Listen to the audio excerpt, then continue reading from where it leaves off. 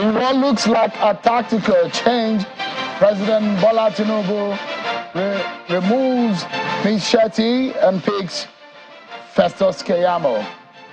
And tonight we look at what has become a big issue, the political feud between Edo governor and his deputy.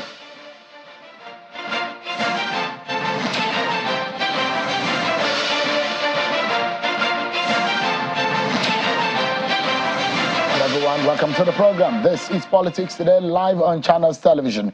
I'm Sean Okimbaloye in Abuja. We get straight to it. Tonight, there are two major issues for us to dissect. President Bola Tinubu has yet transmitted another letter to the National Assembly asking that Ms. Mariam Shetty's name should be expunged from the ministerial list, and he's now picked Dr. Mahmood and Mr. Festus Keyamo. Could this be the reaction of some of the leaders of the APC when the name of someone like Festus Keyamo was missing? For someone who was taken out for his party during the campaign, well, his name is on the list now. We dissect the ministerial list.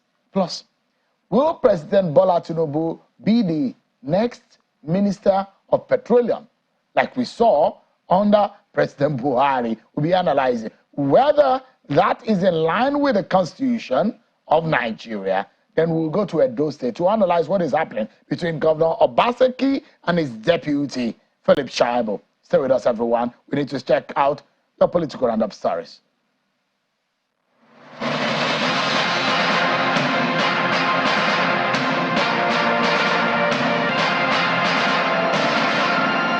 President Bola Tinubu is promising that his administration will deepen the domestic utilization of gas resources in the country. The president spoke at the groundbreaking ceremony of the Gwagwalada Independent Power Plant in Abuja and admitted that with over 200 trillion cubic feet of gas, the country will continue to maximize the resources to generate energy and create wealth. Main focus on rural electrification to improve the standard of living of people in rural communities and regionalize their socio-economic opportunities. The Edo State government has announced the unconditional cash transfer of 10,000 naira for 3 months. This is part of measures put in place by the state government to cushion the effect of the removal of fuel subsidy by the federal government. The Commissioner for Finance, Mr. Wale Akinteriwa, stated this at a news conference in Akura, the state capital. He also announced the distribution of free food packages to 1 million households across the 18 local government areas and the immediate suspension of registration and consultation fees in government hospitals. Also, there is the introduction of free shuttle buses and boats for students and public servants till December 2023. The Taraba State House of Assembly has approved a loan request of 206.7 billion naira, which the State Governor Agbo Kefas requested as supplementary budget for the 2023 fiscal year. The required sum will be provided by 4 financial institutions as support for the state government to hasten developmental projects across all sectors of the state. Governor Kefas, in a communication to the State House of Assembly, said the loan facility will be serviced by a period of 4 years at 18% interest rate. Ogun State Governor Dakwa Abiodun has opened his defense in the petition filed against him by the People's Democratic Party's candidate Ladi Adebutu before the election petition tribunal sitting in Abeokuta, Ogun State. The People's Democratic Party and Ladi Adebutu are challenging the return of Governor Dakwa Abiodun as the duly re-elected governor of the state, based on allegation of non-compliance with the Electoral Act and corrupt practices during the March 18 governorship election in that state. In his petition before the 3-man electoral panel headed by Justice Hamidu Kunaza, Ladi Adebutu alleged that elections were disrupted by thugs in over 99 polling units, disenfranchising over 40,000 voters from participating in the March 18 polls. The PDP governorship candidate Ladi Adebutu had closed his case after calling 94 witnesses and tendered over 200,000 documents in evidence.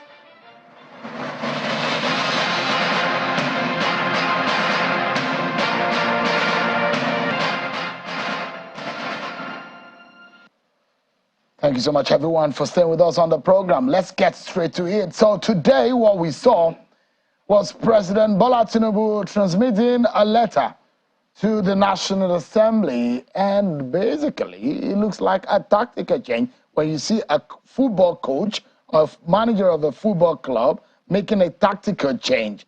And this is what happened, basically. The president has removed a Kano ministerial nominee, Ms. Mariam Shetty. And it was interesting because the woman was already in the National Assembly as at the time that she got the news that her name has been expunged from the ministerial list, and now Dr. Mahmoud and Mr. Festus Keyamo is now being, the names, president has now picked them, now joined the ministerial nominees to be screened by the National Assembly, and we've been watching and monitoring for you the ministerial nominee. In the APC, there has been issues as to why Festus Keyamo, who has been loyal to President Tinubu over the time, his name has been missing on that list, and perhaps there has been some clamor within the APC. It looks like those agitation within the APC had gotten to President Tinubu, and he thought that someone who fought for the campaign of the party's name should be taken back. So let's get to talk about this. Today we saw former Governor Oyetola, former Governor Lalong, former Governor Matawale,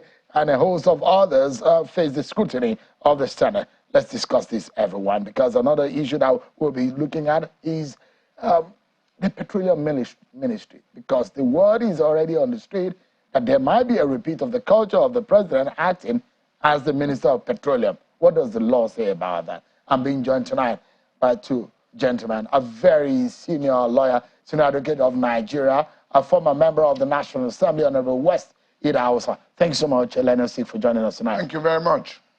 And our data and political analyst, Mr. Kolawole Johnson. Thank you so much, Kolawole, for joining us tonight on the program.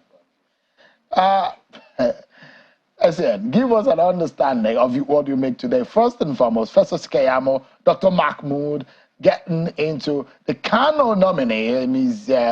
Miriam Shetty's name expunged by letter transmitted to the National Assembly. What do you make of that kind of change? Well, that's a political change of party. That can be due to political pressure. It can also be due to policy tactical change. And this is all within the powers conferred on Mr. President to do.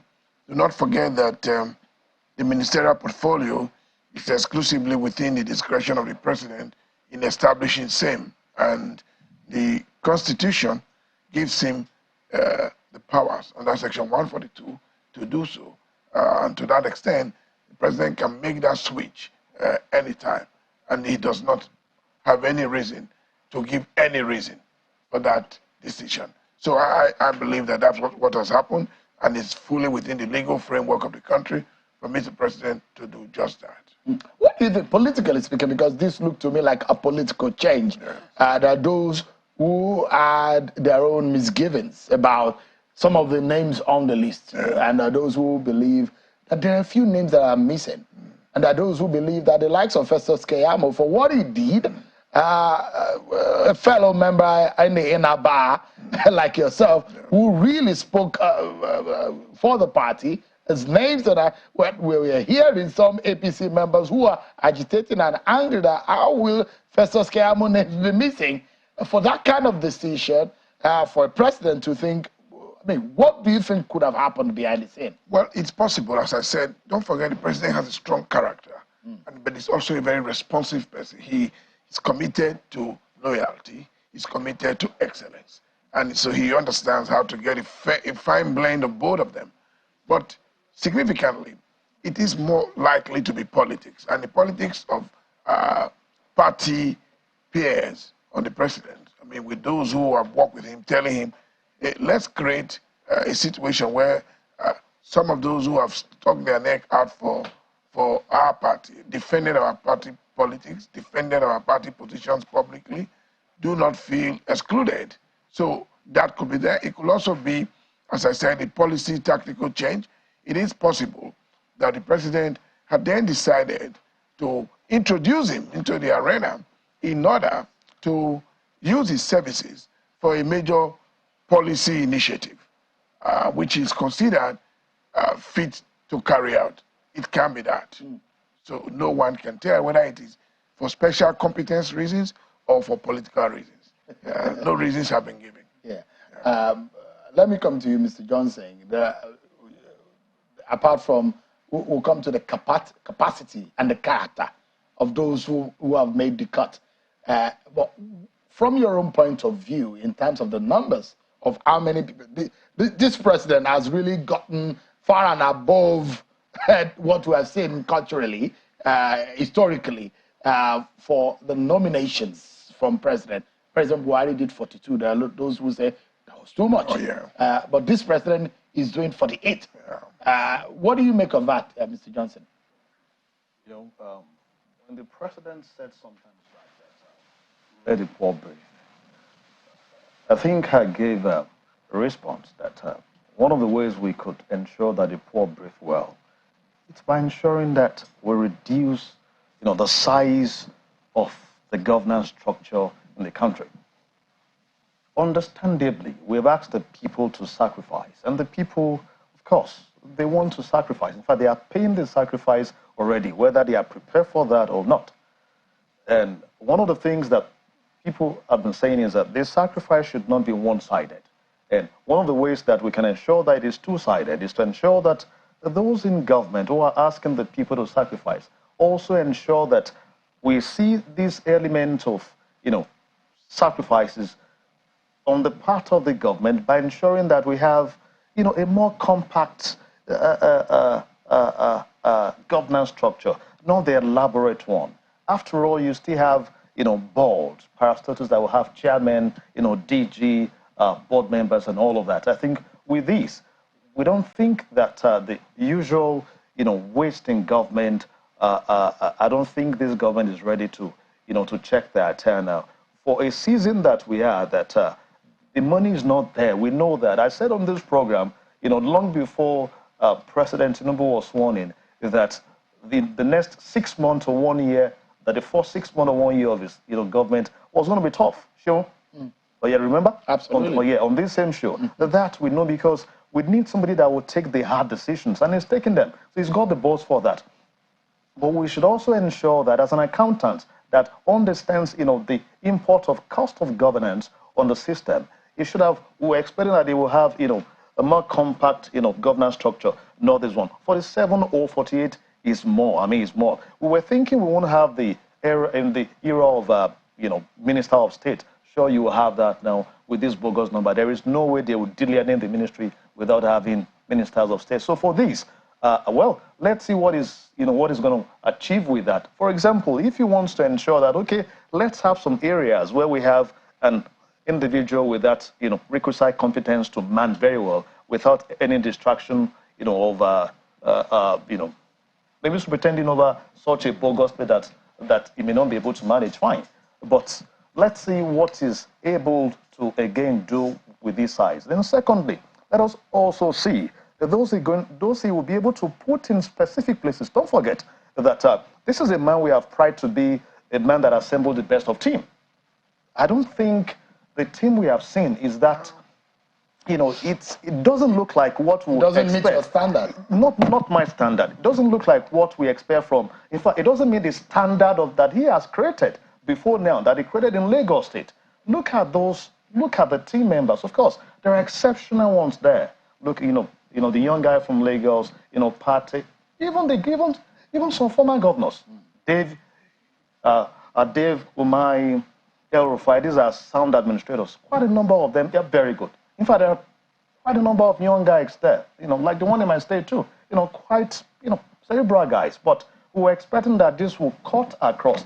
But with the numbers we have seen, we can see clearly that there are those foisted on him by political exigency. And the import of this is that if he doesn't see the competence, based on the person we know, he's likely going to create special advisors that will run their jobs for them. Again, that will expand, the structure. Do you see, gentlemen, the possibility of the fact that President Tinubu has been having sleepless nights trying to pay back for those who did some political jobs for him? It's obvious, but not in the gap of Festus Keyamo. In terms of competence is there, loyalty is there.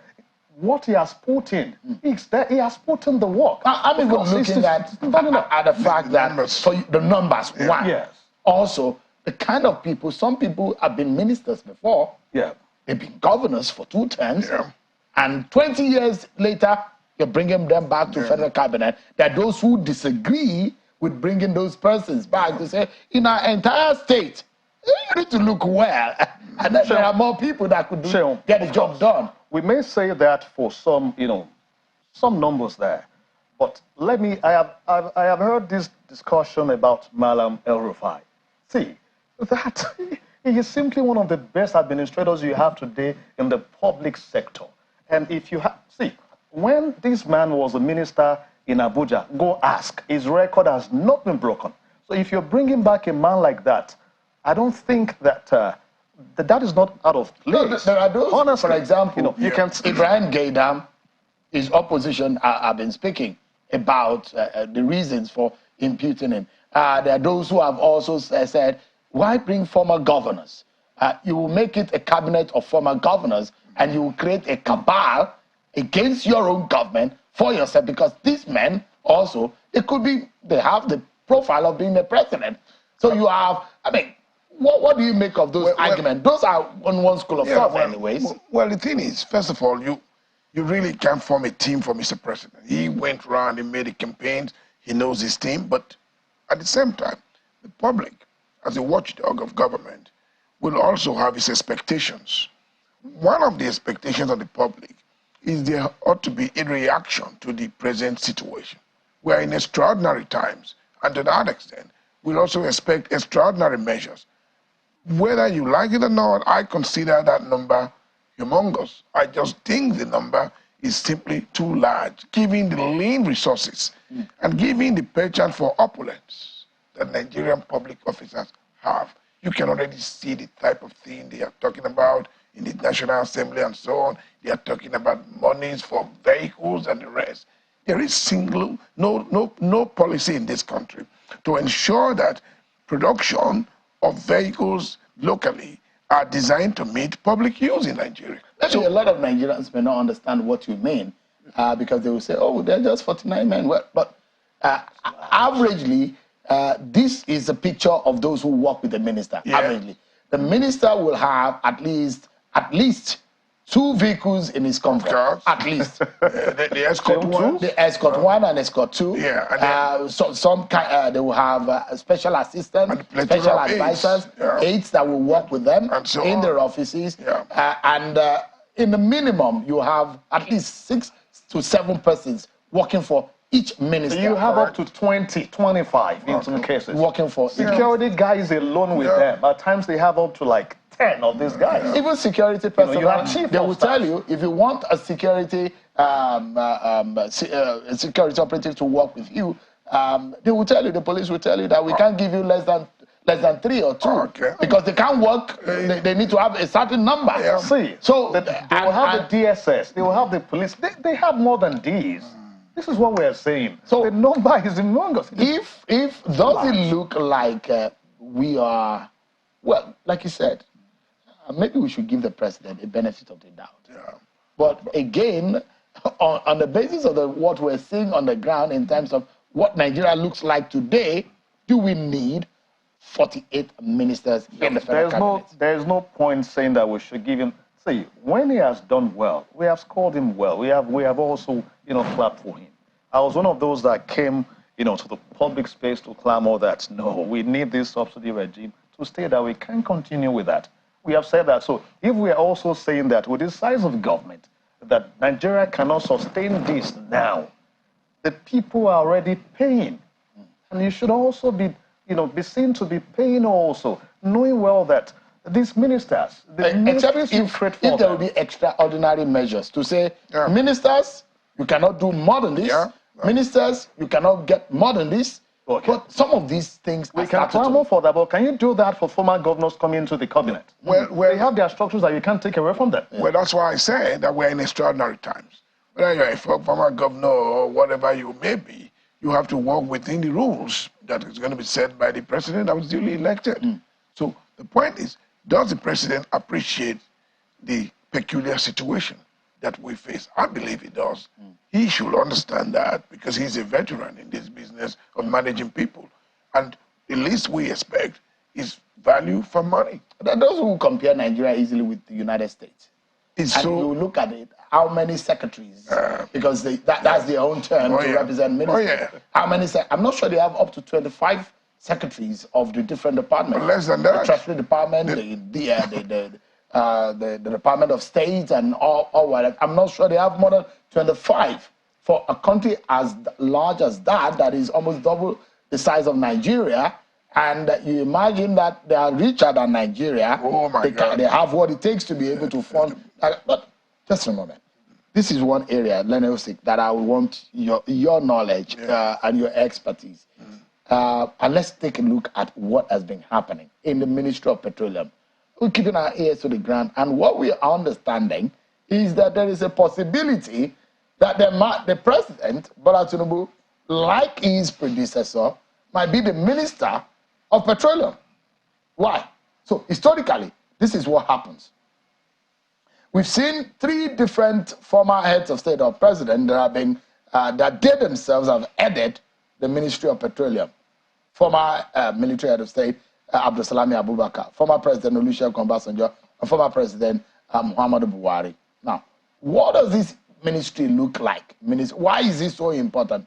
Let's take a look at the importance and the responsibilities of the Minister of Petroleum. Now, he has enormous power. Of course, there are newer laws, but in the old laws, this is what the responsibilities or these are the responsibilities of, this is what the section 147 of the Constitution says about the powers of the president. But I wanted us to look at the responsibilities of the petroleum minister because we'll get to this. But it gives the power, the Constitution gives the power to the president to appoint ministers. But can the president himself appoint himself as a minister? Well, if you look at the provisions of the Constitution, there is no bar to the president creating a Ministry of Petroleum Resources as he has done. He can also scrap it and call it any other name. There is also no bar constitutionally that prevents him from putting that portfolio under his watch. I haven't seen a legal limitation which precludes him from doing so. So it's a matter of convenience, whether the president thinks that it is more convenient to assign a whole, create that ministry, give it to an autonomous management in other than his office. He can also make that decision as to whether to put that ministry, given the fact that the ministry is a live wire of the nation's economy. It's been so for such a long time under his watch. Because whether we like it, uneasy lies the head that wears the crown. But above all of that, it's how the ministry is managed and how the policies are designed and implemented. I think this is more critical, really, than who heads the ministry. Don't forget that I was chairman of the House Committee on Petroleum Resources way back in 1999, when President Olusegun Obasanjo was also Minister of Petroleum Resources. Yeah. And he had a very experienced Minister of State, the late Alhaji Lukman. Yeah, Lukman. You know, and to that extent, we had a number of friction, you know, which ended up invariably on the table of the president. So the president created time because on one occasion I tried to argue, Mr. President, you have so much on your table. Are you likely to be able? He said, well, if I can't manage the country's petroleum resources, what am I managing? Because the economy of the country drives everything. Because the reason why I was asking, I don't know, my guys, I don't know if they're listening to me right now. I was asking for the graphics that talks about the responsibility of the petroleum minister, which a lot of Nigerians might understand why a president might want to take up that role. Kolawole, give us an understanding from your own point of view. Can the president also take over or take on that burden? Well, let me start from where he stopped. When he was the chairman House Committee on Petroleum, the House actually took on President Obasanjo, Galina Harbour. They wrote to him. In fact, they were even moving, you know, to ask him to come to the National Assembly for questioning. Why? Because he was the president of the Federal Republic of Nigeria. He was also the Minister of Petroleum and the Minister of State. He was all together. It was until 2003 that he appointed Dr. Rima. Yeah. Yes. And they queried him that he was breaking the law. It's under Section 147, subsection 1 and 2. That he ought to appoint a minister. And whoever would be the minister must be cleared by the National Assembly. That, Mr. President, were you cleared by the National Assembly? The answer, nope. But he was smart enough to answer them via Section 5 of the Constitution that said the executive powers of the Federation, shall be, is rested with Mr. President. Yeah. Let us try to dissect that. What does it mean by saying the executive power? The same way Section 4 said the legislative, power, shall rest on the National Assembly. Does it mean that the National Assembly, that the Senate President or the Speaker alone can then, function in all spheres? No. Now, when that Constitution gives him that power, it also says that he ought to appoint ministers, and he can delegate some of these responsibilities to him. And let us look at what has happened over time under them. Under Abdulsalam, that started this culture. What happened under him? Remember the report that came out? Within that short time that the man was the pseudo petroleum minister. Of course, they appointed a man, that never acted. When we were to send some delegation to OPEC, they sent a different person entirely from, was it Chief Adams then from Edo State that was appointed? Yes. Then, from an MPC. Yes, yes. So revered and fed. They knew the man was not going to compromise, so nothing, got to his table anyway. He was not just appointed. He was just there, just for the figure. Then during President Obasanjo, today we keep talking about Malabu oil. That happened under him, under his watch, as the Minister of Petroleum. Then under President Buhari, of course, the subsidy regime, the crude oil swap, and the several billions of dollars. Under recovery. That's what they call it in all of those grammar also happened under him. And remember, also, and the repairs of the refineries that never happened. A governor until said after on the 80. television that what the last government spent on our refineries was almost equal to what Dangote spent to build that new refinery. And the capacity of the 3 of the 4 is not up to what Dangote has on ground. Yet, we have no headway. From what I am hearing, do you think that President Bola Tinubu would make himself a Minister of Petroleum? Now, let me say this. We have only seen the former military head of state, turning themselves to the Minister of Petroleum. All the ones that have been in the past, they've been for many uniforms. Yes. Maru Musa Yaradua, good luck, Jonathan. They've not made themselves. So would President Bola Tinubu be the very first civilian president to do that? What do you think? However, no, let's take this point. Yeah. Let's take this point. The president had been in that sector before. He may want to claim some expertise. Give it to him. But when you have a Minister of Petroleum, and you are there as one with the requisite experience in that sector, will be having double check. If you make yourself the Minister of Petroleum, and this is what always happened. Ibe Kachuku could not see Mr. President, President Buhari, for months. He was trying to see him. He said this by himself. So what you have is guys around you who would be the ones to do this job for you. They will take it over, and you will likely not be functioning honestly. So to bail ourselves out, we should have a substantive Minister of Petroleum and let the president, superintend over him and ensure that we get the very best. We are paying for one, but we are getting, it will be like security. Yeah. But the president is a commander-in-chief, of course. So you can have a Minister of Petroleum and still say, look, you refer to me, there's no decision that is made. But again, meant to report to him. Yeah. Anyway. Can I say this? Again, he needs not have one. Don't forget that the establishment of ministries is prerogative of the president. He needs not. But we're hearing that this president will change most of the nomenclature. A number of countries that are oil producing do not have Ministry of Petroleum. They are doing so well. The whole thing is about behavioralism. Behavioralism.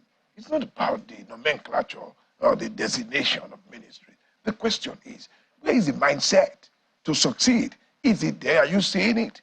It's from top to bottom. The whole thing is gone bananas.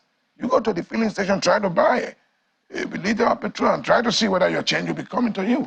So I think we have a big problem with the mental preparedness for those who intend to be assigned with responsibilities, whether they are going to be minister of state or qualified. That's why the Senate should have played a major role in testing their preparedness.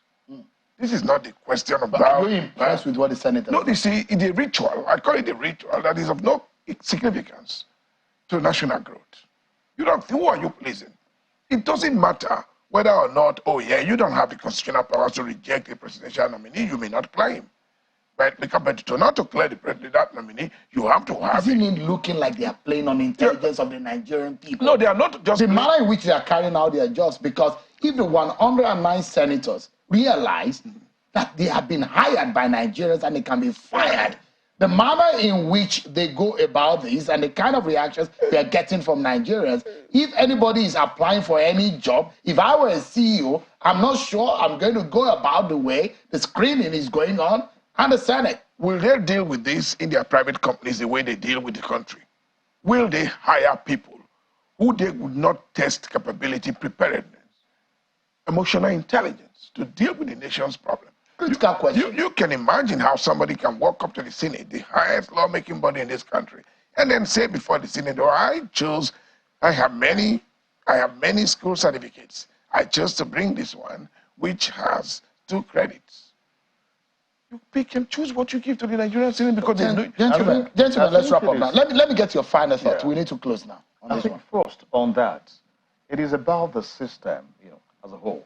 When the politicians are coming to the people, for the people to hire them, what do they bring to the table? Abuses, the lead issues. We go for, we go for personalities and all of that. The culture has again been brought to those who should do the job of not just hiring or not just helping us to hire the very best, but also ensuring that they are not just qualified, both in terms of competence, but also in character. And unfortunately, how did they get there? Then, secondly, we were talking about the Ministry of Petroleum. We didn't end on that. Let us remember, if we say he can be, but if there's a Ministry of Petroleum already, just know that. Of course, that should presuppose that we should have a Minister of Petroleum and not the President himself superintending over that. That should happen maybe prior to 1975, when the same Ministry of Petroleum was just a division under the Ministry of Mining. Then the President can take that over. But when you have it as a ministry, there should be a minister. Your final thought, please. Well, my final thought is I worry more about equality. Don't forget that society is built by men of timber and caliber. Put it that way. I worry about their ability. Do they have what it takes? Or are they just satisfying the quota of representing powerful interest groups? That's where Nigeria is where it is. And we're challenging them tonight that they have the burden of the challenges of this country and the pains and the plight of the poor people of this country, and they need to bring their capacity to bear. They need to disappoint Nigerians who think that they cannot, and they must get the job. By doing well. Gentlemen, thank you so much indeed. I appreciate it. Let us seek Senior Advocate of Nigeria, Honorable Wesley Dawosa, Mr. Kolawole Johnson, data and political analyst. Thank you so much indeed for joining us. Our pleasure. We'll be going to your state in a moment. There seems to be fire on the mountain in Edo State. Is Governor Obaseki planning to remove his deputy, Philip Shaibu? There is an order of court saying that should not happen, but that may be momentarily. Does Philip Shaibu have a governorship ambition that his principal does not approve of? Maybe that's affecting these issues. We're taking you to Edo State to look at a political field between the principal and his deputy. Stay with us, everyone. We'll be right back.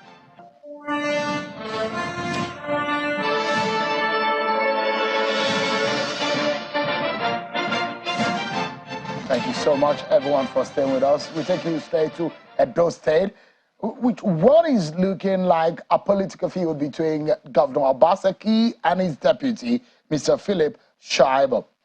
Is there an impeachment plan on Mr. Shaibu? Well, there is Justice Ahmed Mohamed order from his court on the Federal High Court in Abuja stopping the move by the Edo State Governor, Governor Obaseki, to impeach his deputy, Philip Shaibu, over their irreconcilable differences. The judge issued a temporary order while ruling in a motion on notice filed by Mr. Shaibu, praying the court to stop the move to ease him out of office by his principal. In the ruling, Justice Mohammed directed the parties in the suit to maintain status quo.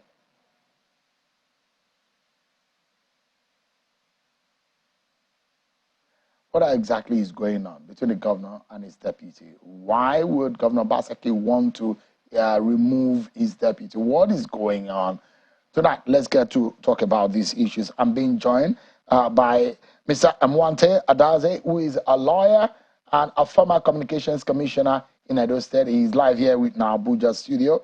And we have Mr. Olu Martins, who is the director, Canvassers for Democracy and Rule of Law. He joins us virtually from Benin City. Thank you so much, gentlemen, for joining us tonight. Let's begin with you. You are on the side of Mr. Philip Shaibu. It's interesting that you've abandoned your former principal, Governor Obaseki. Well, let's get straight to the matter. What is going on? What makes Mr. Shaibu think that Mr. Obaseki wants to impeach him? Yeah, thank you for that question, Sheon. Good evening to our viewers at home. You said I'm on the side of Shaibu. I'm always on the side of the oppressed. And what inspired some of us to support the governor in 2020 was when the impression was created that he was being oppressed in the APC, which made him to leave the party. The man dies in any man who fails to speak up against any form of injustice. The governor, just as the deputy, were elected on the joint ticket. And I think there are 4 factual points I will make, and I'll make those points seriatim. Before the PDP primaries, I have it as a matter of fact and on good authority that the governor wanted his deputy to run for the Edo North senatorial tickets. And the deputy governor was approached by a former governor asking him to run. He had not indicated any interest to run, and as such, he declined that request. And who was he to run against? Comrade Adams Ushomole, a mutual benefactor of both the deputy governor and the governor. And from the time the governor noticed that the deputy governor was not ready to run, his attitude towards him changed. And of course, as a former member of the House of Reps after the elections, the deputy governor was invited to attend the inauguration of the current National Assembly. And of course, as a matter of courtesy, he exchanged pleasantries with the former governor, Comrade Adams Ushomole, and which this particular incident did not, augur well with the governor. And that same day in the evening, most of the social media, influencers of the governor started attacking the deputy governor. This I know. I mean, launch all manners of invectives on the sitting deputy governor. And the third factual point is that there was a meeting at the governor's residence where the issues of principal offices will be resolved. First, the deputy governor was not invited to this meeting. And of course, before now, it was the deputy governor and I who coordinated all the cases of the PDP candidates, from trial court to the Supreme Court. Having played that role, court demanded that he was supposed to be invited to that meeting. When he got to wind, he felt that maybe it was out of inadvertence he was not invited. He went to the residence where this meeting was to take place. The deputy governor of Edo State was turned back by the governor's security details. After several attempts to get at the governor, and after several harassments, the deputy governor had to go back to his house. That is a third factual point. And remember that the deputy governor, having supported the governor, has a right to run for the office of governor. And of course, recently, his body language indicates that he's interested in running for the ticket, that's a governorship ticket, of the PDP. And the moment you identify with him as a friend, you are tagged an enemy. And that was why I left the PDP, because I was being witch-hunted. The governor told several individuals that his grounds with me is that I became close to the deputy governor. This was the same person that we all rallied around to support, the deputy governor. Everybody would rally around to support the governor. So when it came to a head that the deputy governor, there was plots to impeach him. And we have facts, there are factual points. Who are those planning to impeach him? Of Is course. it in the House of Assembly or where? The governor has instigated that plot. 12 members of the House of Assembly were approached, right? And amongst the House of Assembly, there are 1 or 2 loyalists of the deputy governor who got wind of those plots. And they need 16 members. So 4 other members were to be sourced from the 8 APC members. But when they now saw that the plot will leak once the APC people are aware, there was a final plan for a meeting to hold on the 6th of this month in Abuja, where 4 members' signature would have been forged, the impeachment plot to be arranged, and if the deputy governor was not comfortable with whatever had happened in the House, he could go to court. And you know, when you impeach a deputy governor, it's very difficult to bring him back because the judicial process is very long. All right. Just for a moment, let me allow Olu Martins, who is virtually with us. You are on the, Reverend Olu Martins, you are on the side of the governor. How do you react? What is the fact from the side of the governor? Is he planning to remove his deputy, as it's been stated by Mwanta? Thank you very much, Sheol, and let me thank you for your very topical issues. Patrick Henry was the one that said that the collective freedoms of the people cannot be guaranteed except the actions and inactions of government are shrouded in secrecy. So we must appreciate the input of the foreman of the estate. That's why I never miss your program, because you have contributed to social development. Let me say I'm not on the side of the governor in the manner of speaking. I'm on the side of truth. The Latin Martin says, "Reps ipsa loquito."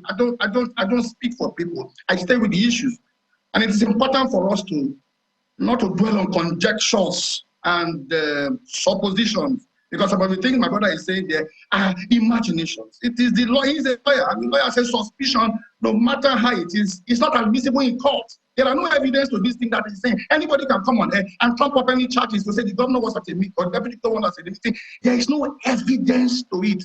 Secondly, why would the governor want to impeach his deputy when he has a few, maybe just about 16 months to the end of his administration?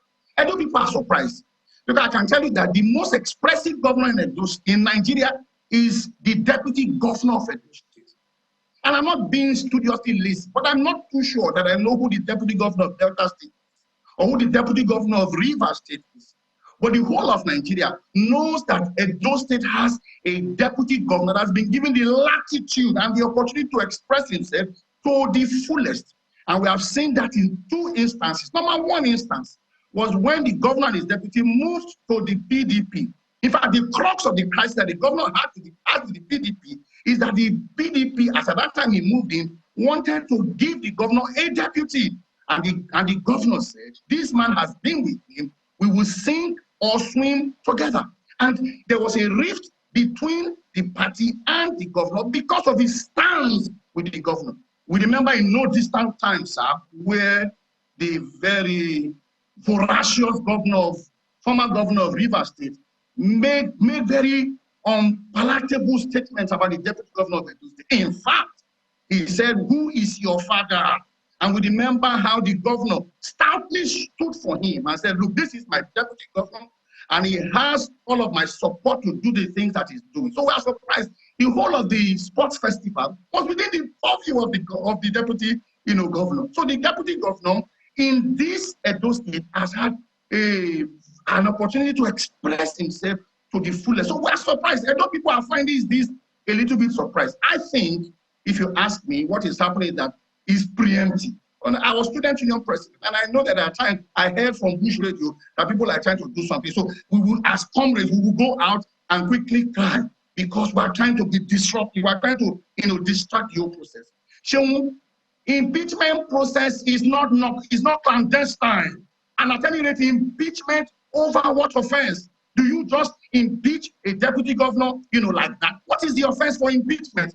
Is the impeachment process a one-process thing? There's no impeachment notice before the House of Assembly. That's why I say let's not dwell on conjectures. Let's dwell on what the deputy governor has approached the court for. And what he has approached the court for, there's none of it that is evidential as far as we are concerned. Everybody has a right to aspire.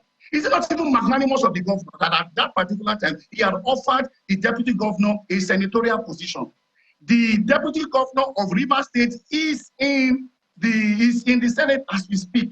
All right, the governor is trying to be fair, and he's trying to say, as we speak, I am not even aware that my deputy governor wants to be governor, but supposedly he wants to be governor.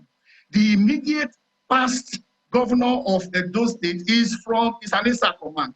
The minister designate is an ISA command. The present deputy governor, Shaibu, is an ISA command.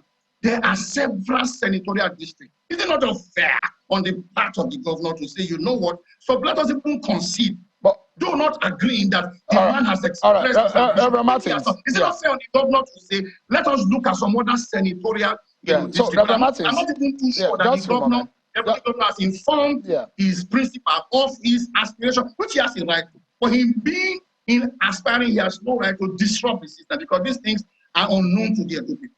Well, let's and I want to ask you two quick questions, and I'll allow Mr. Adaze to respond to some of the things that you've said.